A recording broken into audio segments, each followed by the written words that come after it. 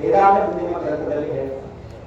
ಅದರಿಂದ ನಾವೆಲ್ಲರೂ ಕೂಡ ಏನಪ್ಪ ಅಂದ್ರೆ ಶ್ರೇಯೋ ಮಾರ್ಗವನ್ನ ಆಯ್ಕೆ ಮಾಡಿಕೊಳ್ಳಬೇಕು.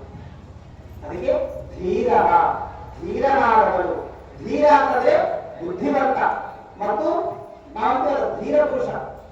ಅದಕ್ಕೆ ನಾವು ಲೌಕಿಕ ವಿಷಯದಲ್ಲಿ ಧೀರ ಅಂತಂದ್ರೆ ಬಲಗೊಳ್ಳವನು, ಅವನ ಎದುರು 4-5 ಮಂದಿ ಬಂದ ಅಂತಂದ್ರೂ ಅವನ್ನ ಒಡೆದುಗೊಳಿಸುವವನು. ಆ ರೀತಿ ನಾವು ವೀರ, ಶೂರ, ಧೀರ ಅಂತ ನಾವು ಪದ ಪ್ರಯೋಗ ಮಾಡ್ತೇವೆ. ಆದ್ರೆ ಅದು ನಿಜವಾದ ಧೀರತನ ಅಲ್ಲ.